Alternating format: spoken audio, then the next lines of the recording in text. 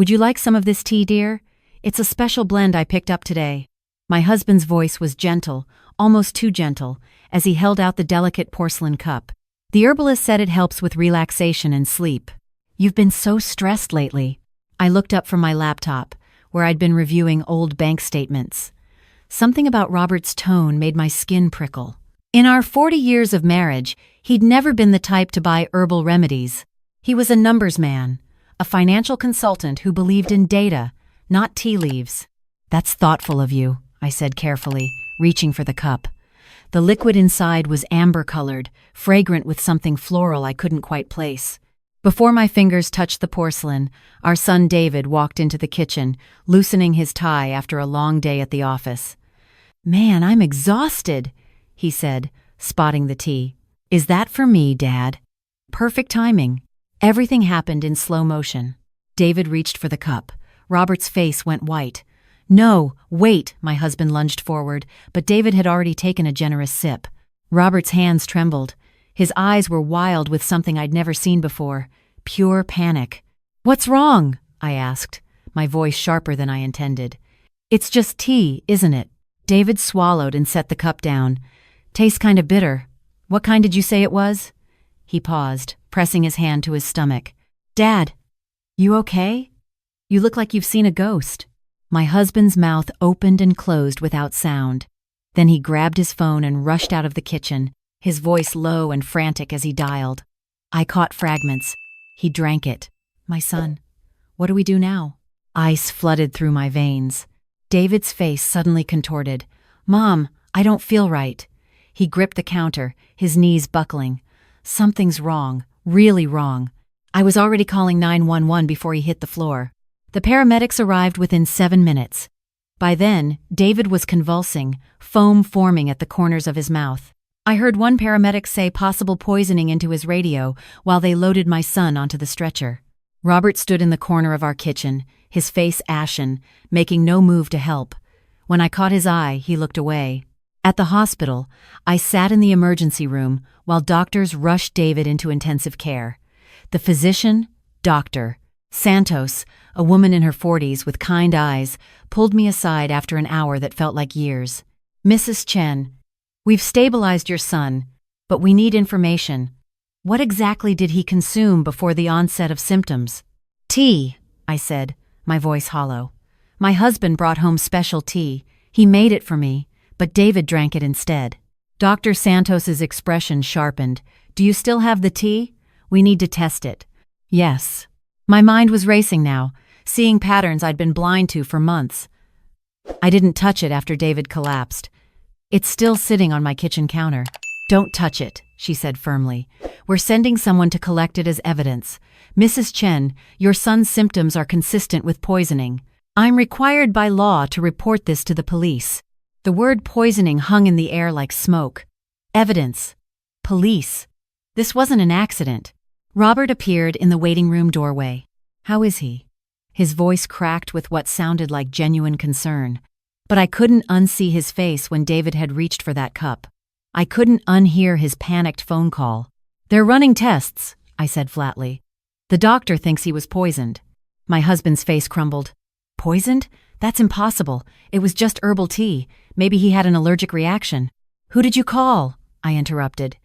"When David drank the tea, you rushed out of the room and called someone." "Who was it?" I was calling my secretary to tell her I'd be late tomorrow because of the emergency. I'd been married to this man for 4 decades.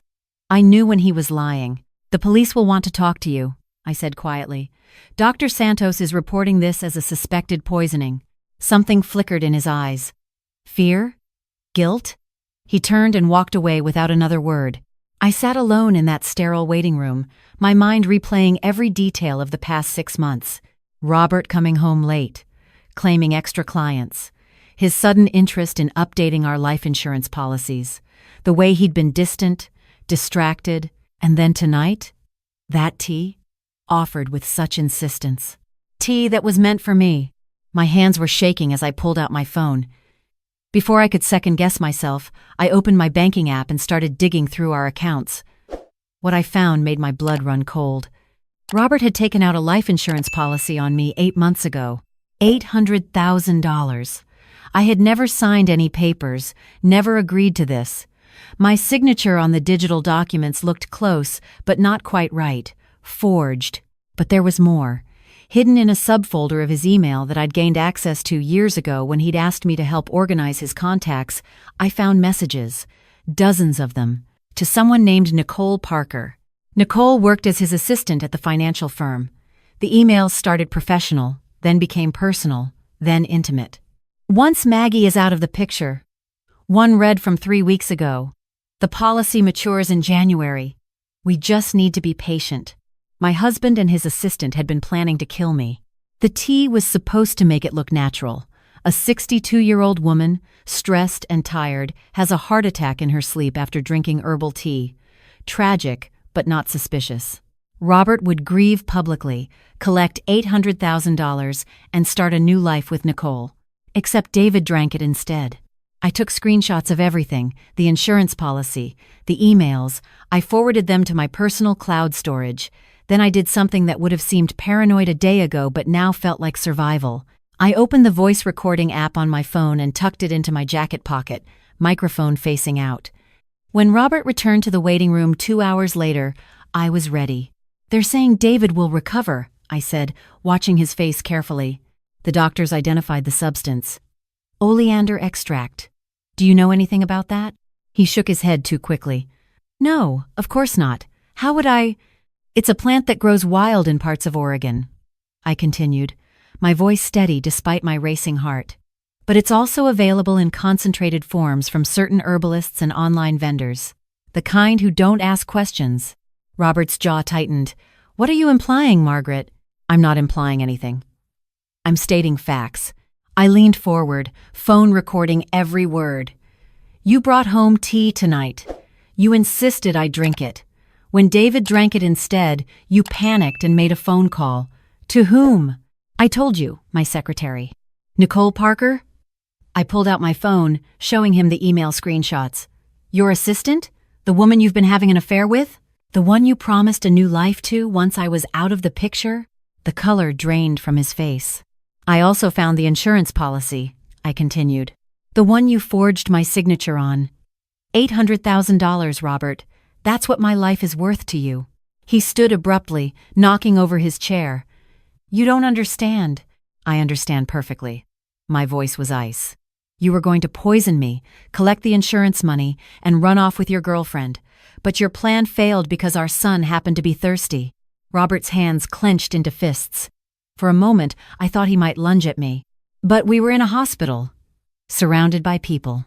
"You can't prove anything," he said, his voice low and dangerous. "I don't need to. The police are already collecting the tea from our house. They'll test it and find the oleander. They'll trace where you bought it. They'll examine the insurance policy and my forged signature. They'll read your emails to Nicole." I stood, meeting his eyes. "It's over, Robert." "Maggie, please." His demeanor shifted, suddenly pleading. "It wasn't supposed to happen like this. I never wanted to hurt you. Things with Nicole just happened, and I got in over my head. The debt, the pressure." "Debt?" I repeated. "What debt?" He slumped back into his chair, defeated. "I made some bad investments, lost a lot of clients' money. I've been using our savings to cover it, but it wasn't enough. I was facing criminal charges, possibly prison. Nicole suggested the insurance policy as a way out. So, you decided to murder me instead of telling me the truth. I thought it would be quick, painless. You'd just go to sleep and not wake up. David was never supposed to. He broke off, horror crossing his face as he realized what he was admitting. I looked at this man I'd shared a life with, built a home with, raised a child with, and I felt nothing but disgust. "Mrs. Chen?" A police officer appeared at my side, flanked by another uniformed officer. "I'm Detective Williams. We'd like to ask you and your husband some questions about tonight's incident." I handed Detective Williams my phone. "Everything you need is on there. Recorded conversation, email evidence, screenshots of the fraudulent insurance policy. My husband just confessed to attempted murder."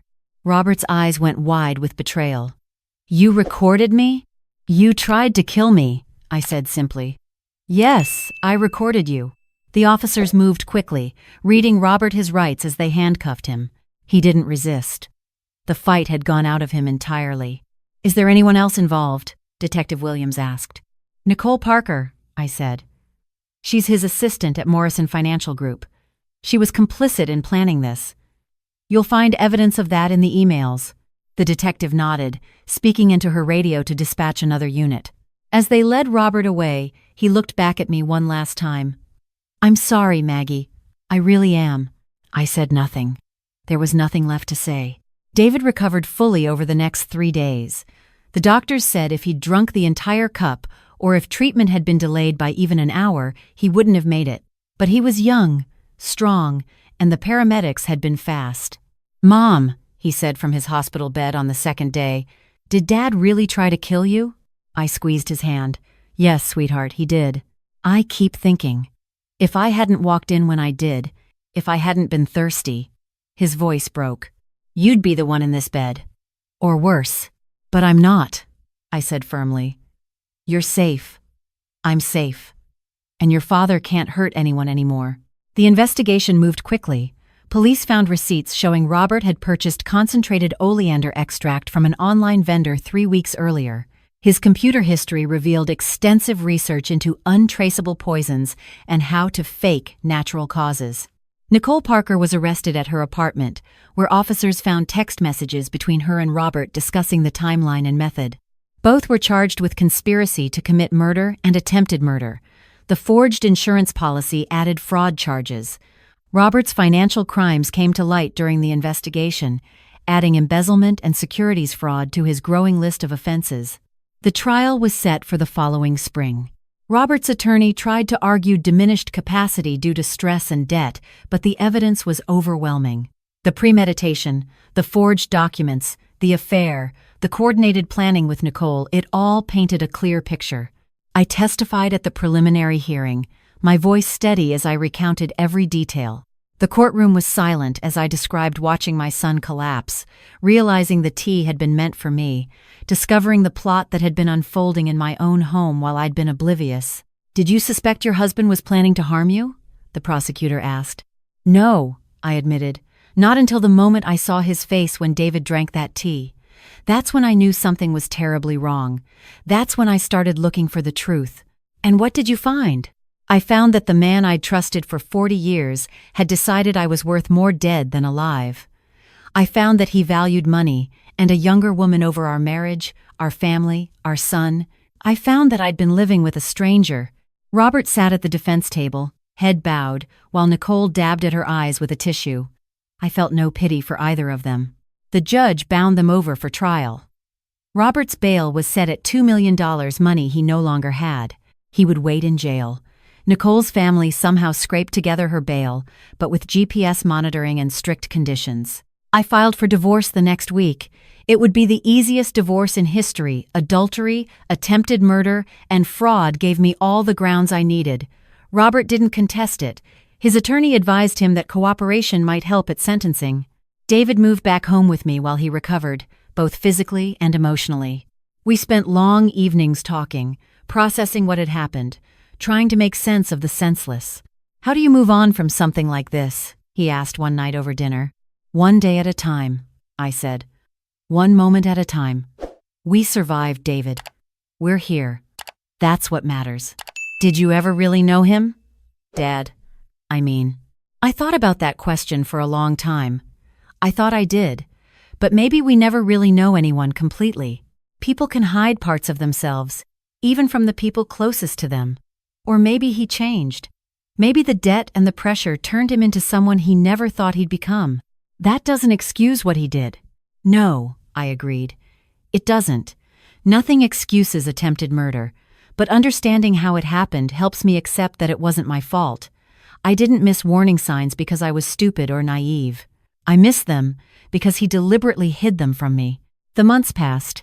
David returned to work, though he admitted he'd never look at a cup of tea the same way again. I sold the house too many memories, too much darkness soaked into those walls. I bought a smaller place across town, decorated it exactly how I wanted, filled it with light. I started volunteering at a women's shelter, helping others who'd survived domestic violence.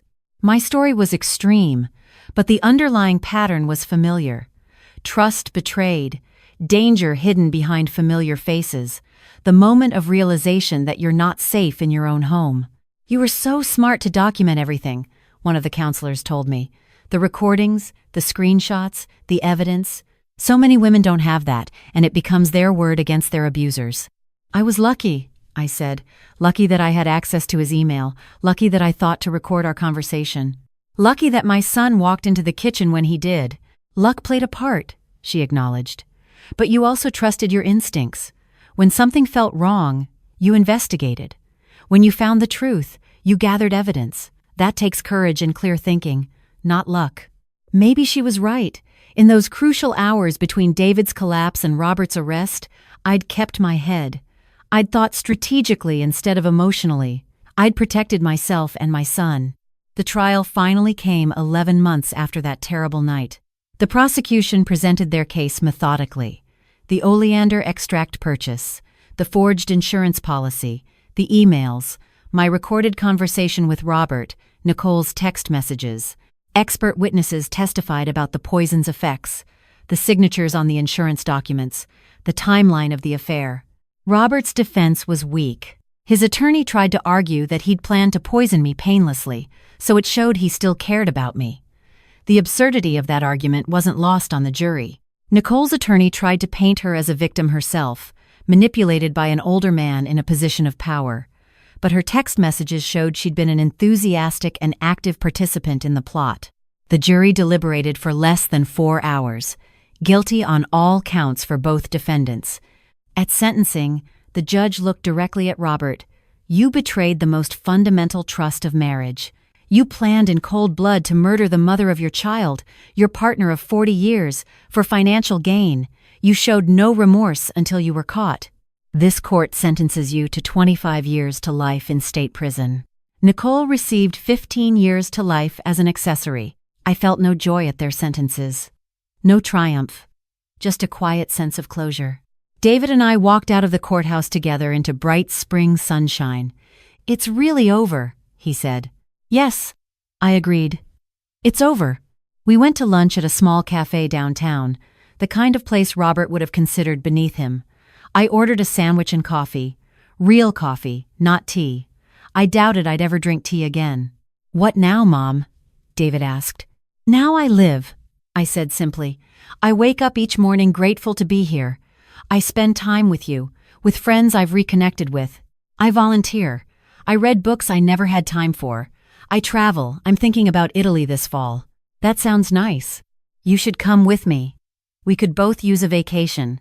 He smiled, the first genuine smile I'd seen from him in months. "Yeah, I think I'd like that." As we ate, I thought about the woman I'd been a year ago, trusting, content, blind to the danger in her own home. And I thought about the woman I was now. Stronger, maybe. Warier, certainly. But also more myself than I'd been in years. Robert's betrayal had shattered my world. But in rebuilding it, I'd created something better. Something entirely my own. My phone buzzed with a text from Linda, a friend I'd known since college but had lost touch with during my marriage. She'd reached out after seeing the news about the trial. "Dinner this weekend? My treat." I texted back, "I'd love that." David noticed my smile. "Good news? Just a friend. Making plans. I'm glad you're reconnecting with people." "Me too."